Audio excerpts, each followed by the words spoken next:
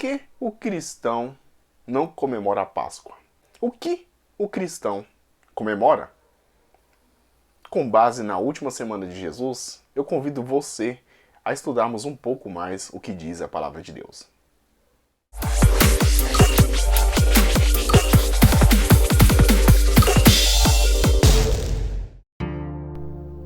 Pois recebi do Senhor o que também entreguei a vocês, que o Senhor Jesus, na noite em que foi traído, tomou o pão e, tendo dado graças, partiu e disse: Isto é meu corpo que é dado em favor de vocês, façam isso em memória de mim. Da mesma forma, depois da ceia, ele tomou o cálice e disse: Este cálice é a nova aliança do meu sangue, façam isto sempre que o beberem em memória de mim.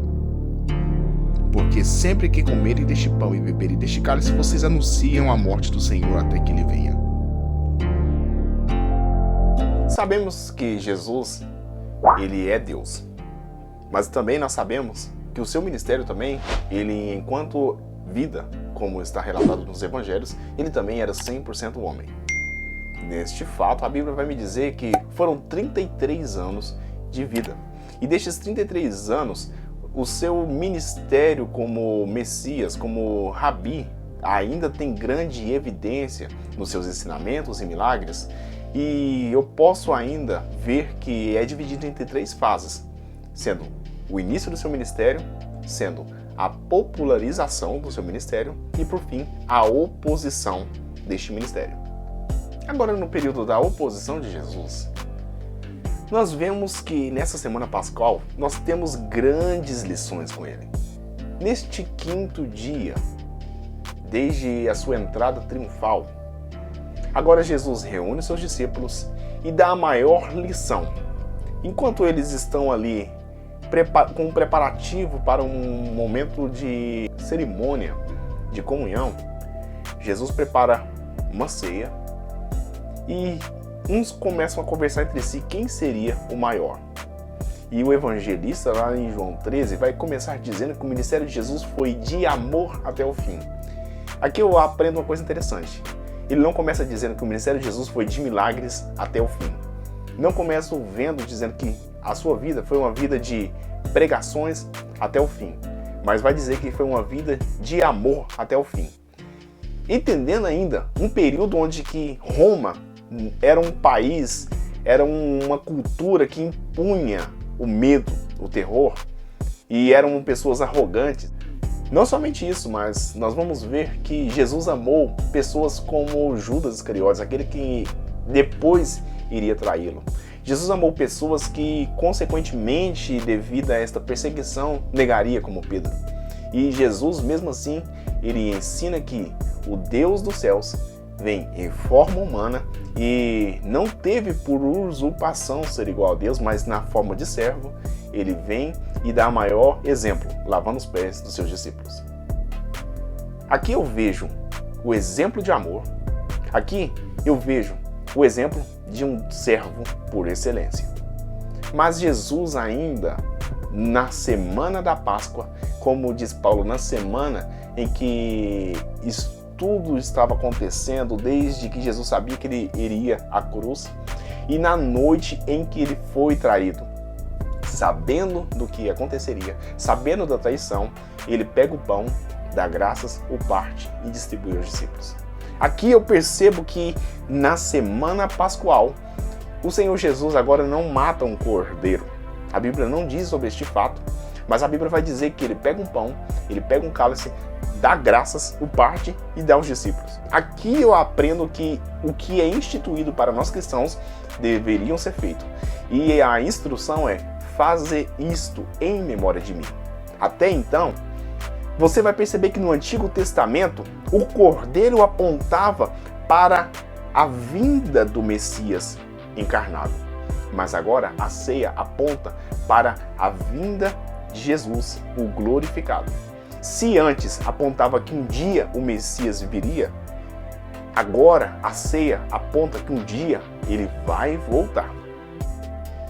Nesta última ceia, Jesus, além de mostrar uma prova de amor, ele, além de mostrar uma vida de servidão, ele ensina-nos que no reino ministerial dele não há hierarquia, não há poderio, mas se você quer ser grande no reino de Deus, você tem que se tornar o mais simples.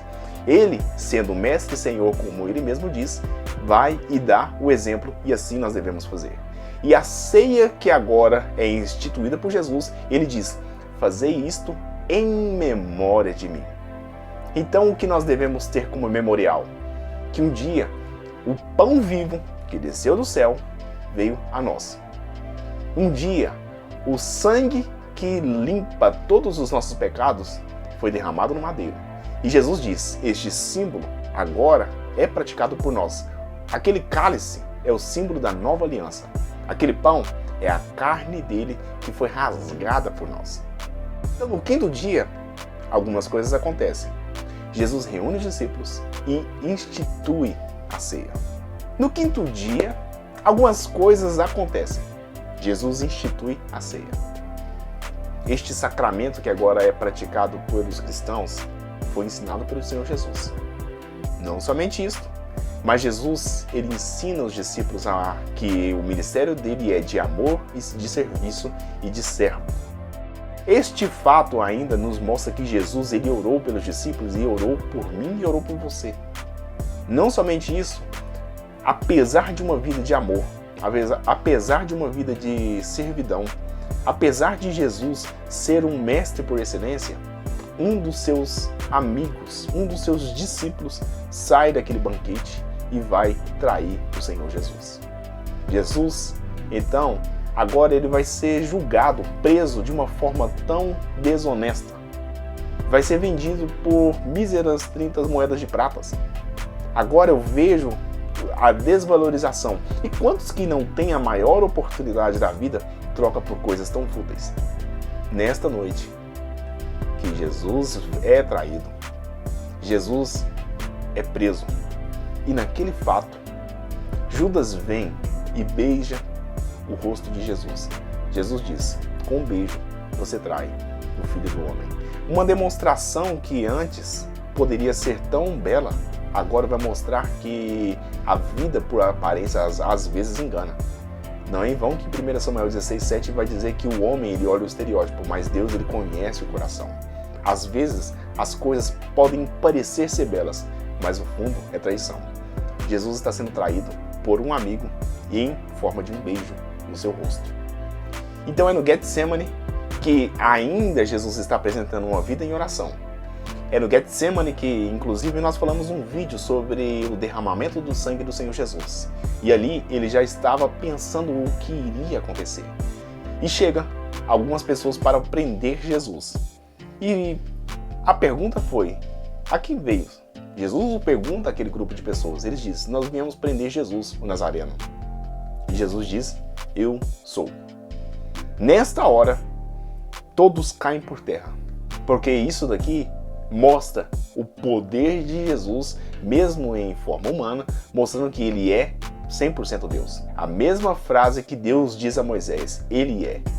E mesmo Jesus ensinando que sua vida ministerial é em forma de amor, o discípulo ainda não ama ao ponto de ser um amor sacrificial, mas ele ama mais as coisas e vem de Jesus. Outro discípulo pensa que Jesus teria o poder de Messias como um imperador, talvez militar. Ele pega uma espada e corta a orelha de um dos servos ali dos sacerdotes, o chamado Malco. Mas Jesus, mais uma vez, nos mostra que ele é amoroso. Ele repreende aquele discípulo Pedro, cura aquele homem, colando a orelha novamente no lugar, e aqui eu aprendo uma lição. Aquelas pessoas que viriam para prender o Senhor Jesus, agora eles vêm dizendo que, além de amoroso, ele é misericordioso. Eu fico imaginando aquele servo Malco, pensando: eu fui para prender Jesus, ele sabia que o que iria acontecer depois, e mesmo assim ele ainda teve misericórdia de me curar, ele cuidou de mim. Mesmo assim, eu vejo um Jesus amoroso, mostrando que para aqueles religiosos que estavam procurando que a testemunha viva, fiel e ocular, o testemunho de Malco mostraria que Jesus é um Deus amoroso. Ele não veio ali com intenções más, mas o coração do homem é enganoso. Na noite em que Jesus foi traído, eu percebo que existem pessoas que não amam a Deus sobre todas as coisas, mas amam as coisas. nesta noite de traição, eu percebo que muitos às vezes conhecem um Jesus diferente. Talvez um Jesus que vai fazer você conquistar as coisas. Então vamos sair para a guerra porque Jesus está conosco, sendo que Jesus é um Deus de amor. E mesmo assim eu ainda percebo pessoas que se escondem atrás de vãs liturgias, mas se esquecem do principal. É como aquela história de Marta e Maria. Muitos estão trabalhando demais, mas não têm a intimidade com aquele que realmente merece. Eu sou o pastor Leandro Almeida. Se você está gostando desta forma de esboçar a Semana de Jesus, escreva nos comentários. Se você está tendo algum tipo de dúvida, também coloque para que nós possamos estar aqui também trazendo estes exemplos. E se você é novo nesse canal, se inscreva, ative o sino para receber notificações e deixe o seu like, para que o algoritmo do YouTube entenda a relevância desse tipo de conteúdo e esteja ajudando a divulgar a mensagem de Deus pela internet. E que esse vídeo seja bênção para a sua vida.